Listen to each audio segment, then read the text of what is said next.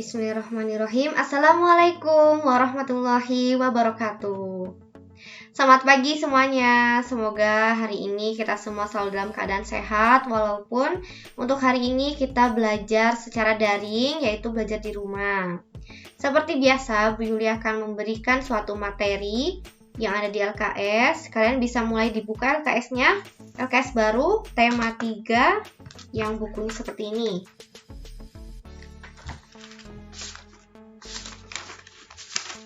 Tematik tema 3, peduli terhadap makhluk hidup. Subtema 1, hewan dan tumbuhan di lingkungan rumahku, pembelajaran 1. Dibuka LKS-nya halaman 4. Mari kita baca bersama. Di situ ada teks tentang tanaman padi. Padi merupakan salah satu tanaman budidaya terpenting dalam peradaban. Padi diduga berasal dari India atau Indochina. Padi masuk ke Indonesia dibawa oleh nenek moyang yang migrasi dari daratan Asia sekitar 1500 sebelum Masehi. Tanaman padi adalah sejenis tumbuhan yang sangat mudah ditemukan, apalagi kita yang tinggal di daerah pedesaan. Hamparan persawahan dipenuhi dengan tanaman padi. Sebagian besar penduduk menjadikan padi sebagai sumber bahan makanan pokok. Karena padi itu kan mengandung karbohidrat. Produksi padi dunia menempati urutan ketiga dari semua serealia, setelah jagung dan gandum. Namun, padi merupakan sumber karbohidrat utama bagi mayoritas penduduk dunia.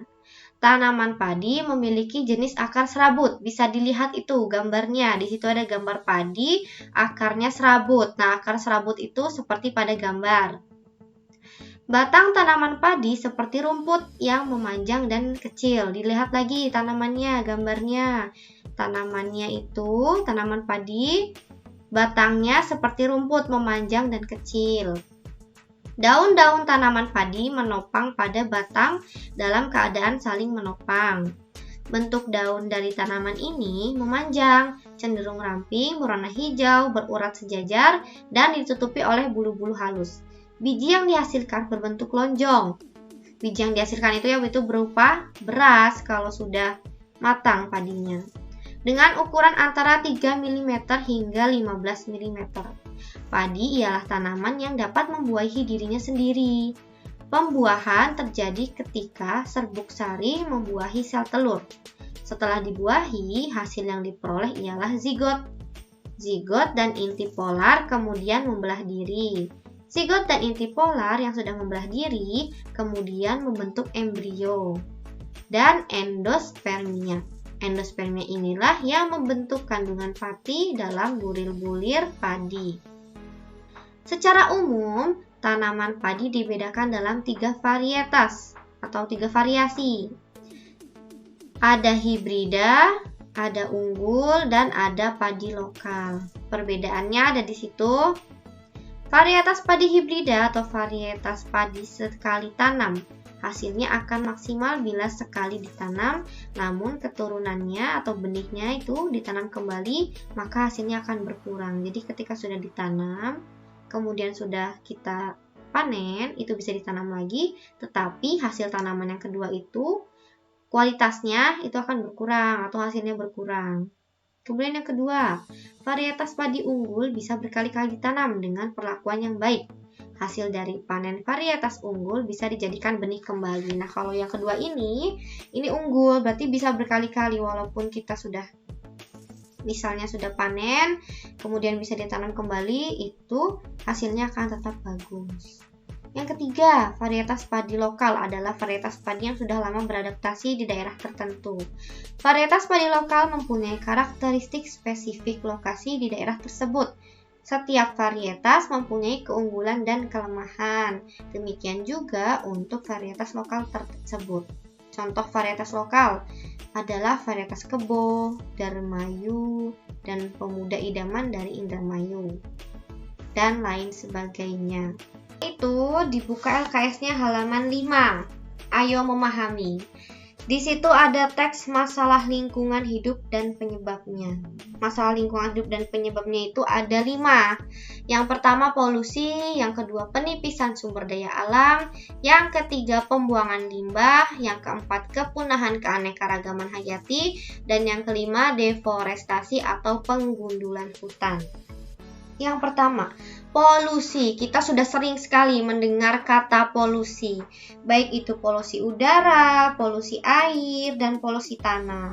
Nah, ternyata polusi atau pencemaran lingkungan hidup ini itu memerlukan waktu jutaan tahun agar dapat normal kembali. Makanya kenapa ada beberapa aturan-aturan untuk hari Minggu tidak menggunakan motor atau Car Free Day gitu kan. Itu artinya tidak menggunakan mobil hari ini, itu untuk mengurangi polusi udara, karena kendaraan bermotor, kendaraan mobil itu mengeluarkan polusi atau berupa asap-asapnya. Terus ada lagi sektor industri dan asap kendaraan bermotor adalah sumber pencemaran udara.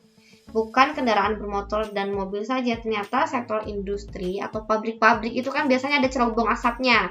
Nah, cerobong asapnya itu akan mengeluarkan asap. Nah, asap itu akan menjadi polusi. Polusinya polusi udara. Dibuka halaman 6. Sementara itu, polusi air disebabkan oleh tumpahan minyak, hujan asam, dan limpasan perkotaan. Kalau polusi air itu biasanya ada tumpahan minyak yang tumpah di dalam laut. Biasanya ada berupa kapal minyak yang sedang membawa minyak, kemudian ternyata kapalnya tenggelam atau menabrak sesuatu dan minyaknya itu berserakan di lautan atau tumpah di lautan. Nah, itu merupakan polusi air dan memerlukan waktu yang lama untuk menjadi normal kembali. Kemudian yang kedua, penipisan sumber daya alam. Penggunaan bahan bakar fosil seperti minyak bumi dapat mengakibatkan pemanasan global dan perubahan iklim. Secara global, banyak pihak yang mulai beralih menggunakan sumber daya terbarukan seperti listrik tenaga surya, biogas, dan mobil tenaga matahari yang diterapkan oleh negara maju. Nah, hal ini tuh dilakukan untuk mengurangi penipisan sumber daya alam. Walaupun dalam jangka pendek, instalasi peralatan fasilitas teknologi ramah lingkungan ini akan terlihat cukup mahal, tetapi dalam jangka panjang akan sangat murah dibandingkan penggunaan energi fosil yang tidak terbarukan. Kita kan sudah belajar mengenai sumber daya alam yang dapat diperbarui dan tidak dapat diperbarui. Nah, kalau misal ini sumber bahan bakar fosil berarti kan itu tidak dapat diperbarui, maka kita harus menemukan solusinya agar tidak terus-terusan menggunakan energi bahan bakar fosil tersebut, karena diperolehnya atau diproduksinya itu memerlukan waktu yang lama. Kemudian yang ketiga, pembuangan limbah maksudnya. Biasanya pembuangan limbah itu dilakukan oleh pabrik-pabrik yang tidak bertanggung jawab, yang membuang limbahnya itu seenaknya saja, membuang limbahnya ke sungai, yang mengakibatkan sungai-sungai, ekosistem sungai menjadi hancur. Kita lihat saja sekarang sungai-sungai itu kan sudah kering, sudah tidak ada airnya, bahkan sudah tidak bisa digunakan lagi airnya. Walaupun ada, airnya itu pasti sudah banyak sampah, sudah berbau, sudah tidak bening seperti zaman dahulu. Sungai itu masih bening, bisa mandi-mandi di air, sungai. Kalau sekarang itu kan sudah tidak bisa. Itu karena adanya perusakan lingkungan. Pembuangan limbah merupakan salah satu masalah lingkungan hidup yang mendesak untuk segera dicarikan jalan keluar. Karena untuk saat ini biasanya pembuangan limbah itu masih terus dilakukan oleh hal-hal atau oleh pihak-pihak yang tidak bertanggung jawab. Karena itu seharusnya kita itu harus sadar, jangan membuang sampah sembarangan atau membuang sampah ke sungai. Walaupun itu hanya sampah bungkus permen yang itu kecil, tapi kalau misalnya membuang bungkus sampah permen yang kecil itu ada banyak orang yang melakukan hal itu lama-lama akan semakin banyak sampahnya. Makanya sekecil apapun sampah, buanglah sampah pada tempatnya. Kemudian yang keempat, kepunahan keanekaragaman hayati. Aktivitas manusia yang menyebabkan kepunahan spesies dan habitat serta hilangnya keanekaragaman hayati adalah perburuan. Aktivitas perburuan satwa, yang tidak berkelanjutan untuk memenuhi kebutuhan protein manusia seperti perburuan telur penyu atau kura-kura yang menyebabkan kura-kura menjadi punah. Oleh oknum yang tidak bertanggung jawab, itu memburu telur penyu atau kura-kura yang menyebabkan kura-kura itu sekarang menjadi sedikit, menjadi punah semakin sedikit, baik penyu maupun kura-kura.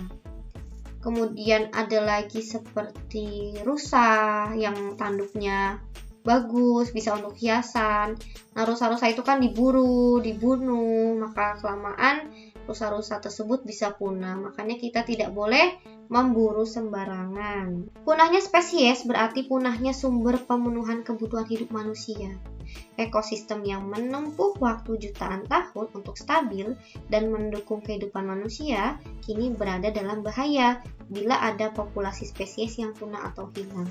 Hal tersebut menyebabkan keseimbangan ekosistem terganggu. Adapun kerusakan terumbu karang di berbagai lautan menyebabkan ketersediaan ikan di lautan berkurang, padahal populasi manusia makin bertambah. Nah, itu contohnya. Kerusakan terumbu karang di laut itu menyebabkan ikan-ikan sudah berkurang, ikan-ikan pada mati. Padahal manusia itu kan lama-kelamaan makin banyak manusia. Sedangkan ikan-ikan atau sumber bahan makanan kita itu semakin berkurang, maka itu akan menjadi kesulitan sendiri bagi manusia. Makanya kita itu harus sadar akan kebutuhan kita. Harus sadar akan keanekaragaman hayati, harus sabar mengenai pembuangan sampah ataupun pencemaran lingkungan yang lain, itu kita harus hindari. Kita harus merawat lingkungan untuk kita sendiri dan untuk kita semua. Kemudian yang kelima, itu ada deforestasi atau penggundulan hutan. Nah, kalau hutan gundul, Ibu kan sudah pernah menjelaskan caranya itu dengan cara mereboisasi. Nah, mereboisasi itu menanam kembali hutan yang gundul. Kalau deforestasi itu penggundulan hutan, itu disebutnya deforestasi. Persoalan lingkungan yang tidak kalah penting adalah deforestasi. Pembukaan hutan untuk pengembangan sektor perkebunan, terutama sawit, menyebabkan pelepasan karbon ke bumi sehingga meningkatkan perubahan suhu bumi. Hutan yang berperan untuk menyerap racun karbon dioksida hasil pencemaran, membantu menciptakan hujan, dan menjadi habitat bagi berbagai jenis satwa, menjadi hancur digantikan tanaman monokultur. Padahal tanaman monokultur tidak mampu berperan dalam mendukung pemenuhan kehidupan manusia. Maka dari itu, kita tidak boleh menggundulkan hutan secara besar-besaran, itu tidak boleh. Kalaupun ingin seperti itu, harus ditanam kembali atau direboisasi. Karena tanaman itu, seperti yang Ibu sudah jelaskan, tanaman itu kan menghirup karbon dioksida dan kita membutuhkan oksigen yang dihasilkan dari tanaman itu sendiri. Kemudian dibuka halaman 9, di situ ada hak dan kewajiban dalam memanfaatkan tumbuhan. Hak dan kewajiban dalam memanfaatkan tumbuhan. Haknya itu kita berhak memanfaatkan tumbuhan untuk memenuhi kebutuhan. Kita berhak memanfaatkan tumbuhan untuk kebutuhan kita. Contohnya itu tadi seperti tanaman padi, terus ada tanaman singkong, tanaman jagung, tanaman-tanaman yang bisa kita makan. Itu kan salah satu hak kita untuk memanfaatkan tumbuhan untuk kebutuhan kita sendiri. Tapi seperti yang sudah Ibu jelaskan, hak dan kewajiban itu saling berikatan, saling berhubungan erat, tidak bisa dipisahkan. Di mana ada hak, di situ pasti ada kewajiban.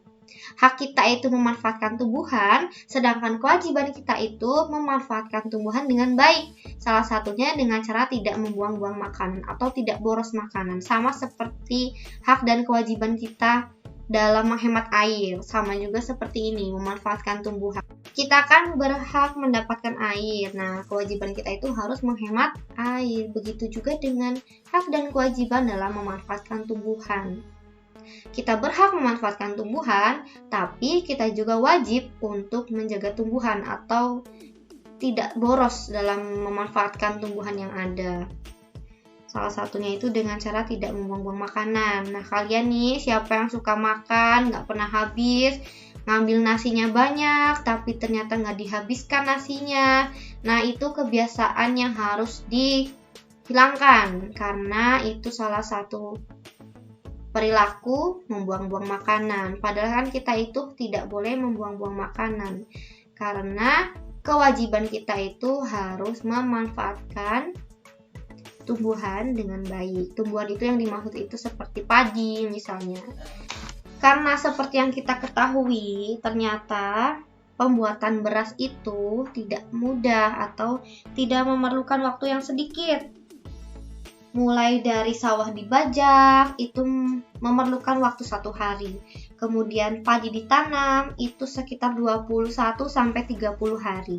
Kemudian padi mulai berbiji, itu harinya sampai 100 hari. Kemudian padi dipanen pada hari ke-120.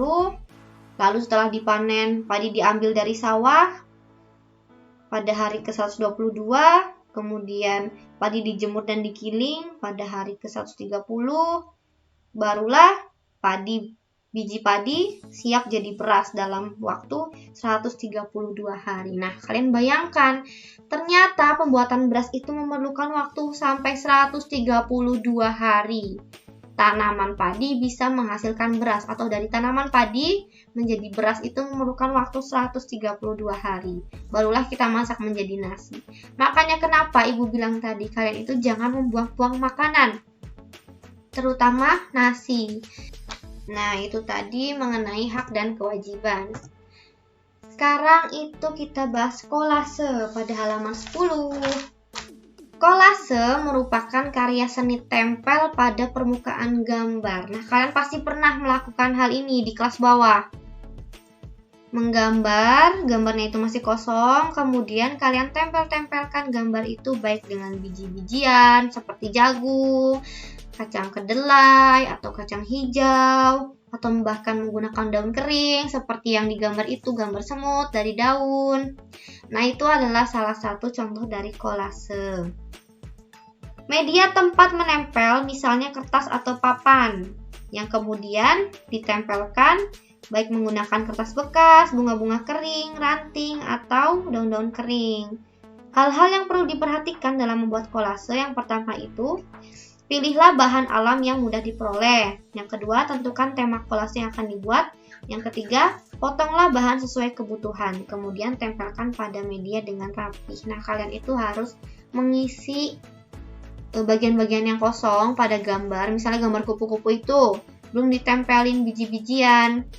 Kemudian kalian tempelin biji-bijiannya itu biji menggunakan biji jagung dan biji kacang hijau. Nah, itu disusun sedemikian rupa sehingga membentuk kupu-kupu. Nah, itu adalah kolase, karya seni kolase. Untuk tematik cukup, kalian tinggal mengerjakan evaluasi pembelajaran 2, halaman 11, ABC-annya sama isiannya. Langsung ibu lanjut ke bahasa Inggris. Bahasa Inggris LKS-nya dibuka halaman 27. Kalian buka halaman 27. Yang ini. Yang ada gambar kamar mandi. Good morning, friends. It is my bathroom. Its wall is blue. It is always clean. There are many things in it. There are a soap, a dipper, a hanger, a toothpaste, a toothbrush, a towel, etc. etc. itu etc. itu etc. atau dan lain-lain. A swab is used to clean our body. A dipper is used to take the water from the bathtub. A hanger is for hanging the clothes. A toothbrush is used to brush our teeth. A towel is for drying our body. Dan lain-lain. I clean my bathroom twice a week. It is on Sunday and Wednesday. Coba kita artikan sama-sama. Good morning friends, itu artinya selamat pagi semuanya, atau selamat pagi teman. I am Doni, saya Doni. Look at the picture, lihat pada gambar. Ini adalah kamar mandiku. Temboknya berwarna biru, dia selalu bersih. There are many things in it. Di sana ada banyak benda-benda.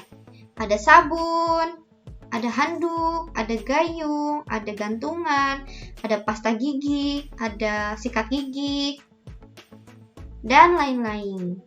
A swab is used to clean our body. Sabun digunakan untuk membersihkan tubuh kita. A dipper is used to take the water from the bathtub. A dipper itu gayung. Gayung digunakan untuk mengambil air dari bak mandi. A hanger is for hanging the clothes. Hanger itu gantungan. Gantungan digunakan untuk menggantung pakaian atau menggantung handuk. Kemudian, a toothbrush is used to brush our teeth. A toothbrush itu sikat gigi, digunakan untuk menyikat gigi. A towel is for drying our body. A towel itu handuk. Handuk digunakan untuk mengeringkan badan kita dan lain-lain. I clean my bathroom twice a week. Saya membersihkan kamar mandi saya 2 hari dalam seminggu. Itu pada hari Sunday dan Wednesday. Sunday itu Minggu, Wednesday itu Rabu. Nah, untuk tugasnya kalian kerjakan halaman 27. Check yourself, itu menjawab pertanyaan-pertanyaan. Pertanyaan-pertanyaan ini jawabannya ada di teksnya, di bagian atas tadi yang kita jelaskan. Ya, mungkin cukup sekian untuk pembelajaran bahasa Inggris. Lebihnya mohon maaf. Wassalamualaikum warahmatullahi wabarakatuh.